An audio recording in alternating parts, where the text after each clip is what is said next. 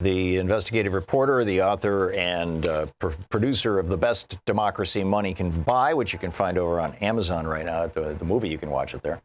Author of a book of the same title. And Greg, you've been doing, welcome back, first of all. Welcome back. And who are you calling old? And by the way, hello to our friends in Los Angeles, new listeners of KPFK, where you and I are going to be doing a fundraiser out there in Los Angeles in a couple of weeks. Go to kpfk.org. Yeah, for sure. It's going to be a lot of fun. It's a fundraiser, and we're going to have a great time. I'm really looking forward to it. So, what's the latest on the vast ballot purge that the Republican Party is doing across the country? Everybody's been looking at Georgia, in large part, I think, because of your reporting. 500,000 or more people purged off the vote by Brian Kemp, who's now running for governor. He's the Secretary of State. But Indiana? Yeah, well, first of all, I want to say thank you because it was on the Hartmann Program that we announced that we, through a lawsuit, I was able to put up the names of all 500,000 people purged by Brian Kemp, Secretary of State, who not coincidentally is also running for governor. I should say yesterday alone, several thousand people went to our site, over 100,000 people went to our website, tens of thousands re-registered, finding themselves purged. We got thank you notes from 1,900 people yesterday for saving their vote, and calls are being made, so it was thousands from this effort. Well, and it got a huge splash nationwide. Again, thanks for kicking this off. The NAACP, Southern Christian Reverend Jesse Jackson flew down. I mean, it was big, but I got a call from the attorneys this morning. 53,000 names were held up and not added, that people re-registered or registered, held up, not added to the voter rolls. A new fight. They're just saying... Is this still in Georgia you're talking about?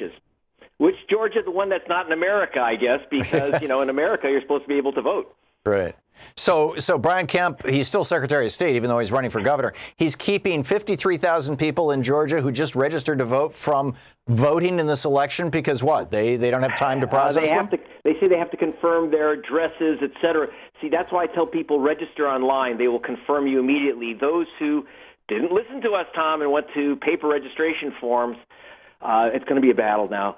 But we did register tens of thousands, literally yesterday, because of this campaign. But with the national coverage of that Georgia effort, what has not come out in the news yet is just another 469,000 voters purged in Indiana. They just gave us that list. We just put it up on gregpalast.com. Unfortunately, their re-registration deadline passed last night. Some people got the news at the last minute.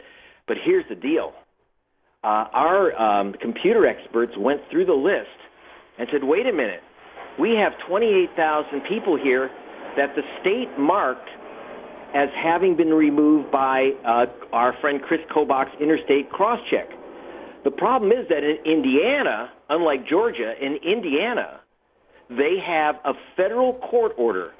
The NAACP League of Women Voters got a federal court order that Indiana could not use the cross-check list to remove voters, and there were 28,000. And supposedly these are people who moved out of state. So we actually checked with the post office. We have a special contract with the post office and with 200 private databases. We can confirm that at least 20,000 of those people who were removed in violation of a federal court order, at least 20,000, and we have each of their names, were removed in violation of the law, and that they are still living at their registration addresses in Indiana. They've been given no notice that they are purged. Please, people, show up at the polls, bring ID, and we're just going to have to fight this one out. I'll be speaking to the lawyers as soon as I get off the phone. But they will be given provisional ballots that won't be counted.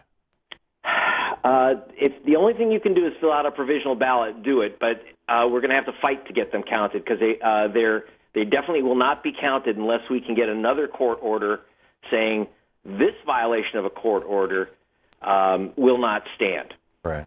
This is remarkable. You know, the power of one person's story, Greg, is so great. Yeah, like with the whole, these kids who are being detained, the children that the Trump administration is putting in concentration camps right now.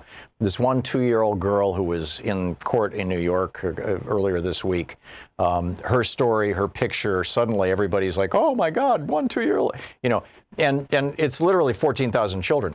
You've got 20,000 voters there in Indiana who you can confirm are actual voters who actually live where they live, who are registered to vote. I'm guessing the majority of them are probably in cities or areas that are predominantly black or Hispanic.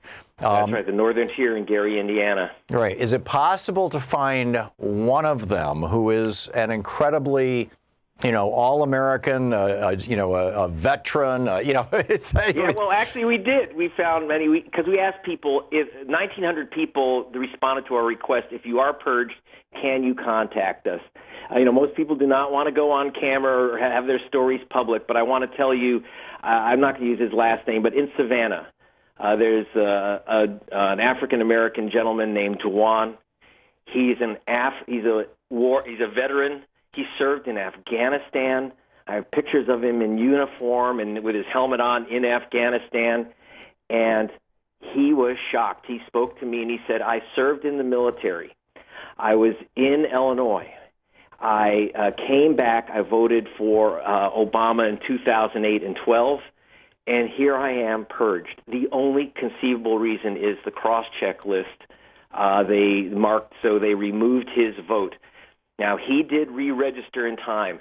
This is, an American war veteran, and the head of the NAACP was shocked that they would take away the rights of this war veteran, Dewan. I can't give his last name without his permission. But that's my point, is the power of story is insane. I mean, it's just incredible. Yeah. And I have to say that the head of the NAACP, we looked up his name, and he hadn't been removed, but 3 of his relatives were purged from the voter rolls. The NAACP, wow. And this is Brian Kemp. Now, I should mention, by the way, that Kemp, and if you go to gregpalast.com and you're in Georgia, you're in Indiana, even if you've now passed the deadline yesterday to re-register, take a look, see what the story is, contact me. We're going to take steps to try to get people back on, to reopen registration, to just, frankly, put people back on. Kemp has already lost 2 suits against one of our plaintiffs, Stacey Hopkins, and who got 139,000 people returned to the voter rolls because with Kemp, and then we just had another 40,000 returned. Now, he takes off gobs of people, gets caught, and say, okay, you got me.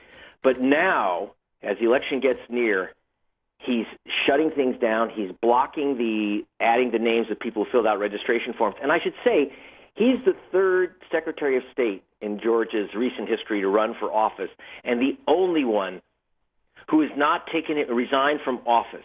So he's determining who gets to vote, where they get to vote. This is a guy who's been closing polling stations around the state.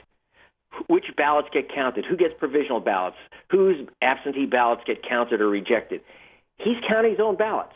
The other 2 Secretaries of State resigned when they ran for governor. Not him, because he knows he's running against Stacey Abrams, who could be the first African-American governor in U.S. history, and he's losing. It's close, but he's losing, and the only way he can win is by making sure that Stacey Abrams voters don't get to cast their ballots. Yeah. Yeah, and this has been happening all over the country now that we know of. I mean, the high water point of this in terms of publicity was when Jeb Bush in 2000 purged close to 80 or 90,000 African Americans off the rolls in Florida. You're the guy who was doing the work for BBC who exposed this.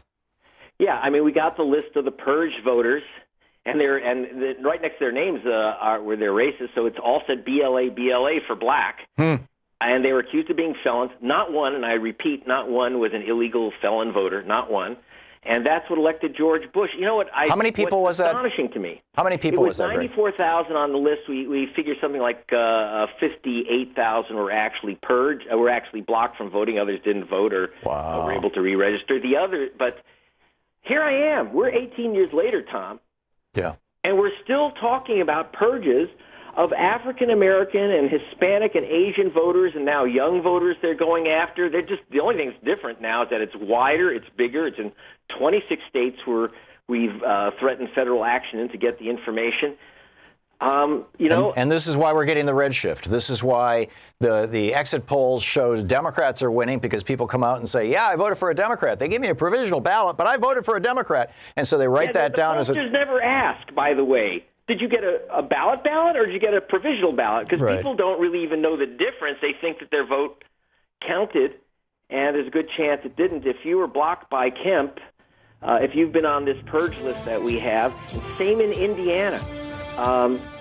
Sad stuff, man. But we're fighting it. Go to gregpalast.com and see if your name's there. There you go. If you're in Indiana, if you're in Georgia, you can see the actual purge list, and you can see if your name is on it. And and tell everybody you know to get over to gregpalast.com and check this out. Greg, thanks so much again for the great work you're doing and for coming on our show. You're the best, Tom. Thank you.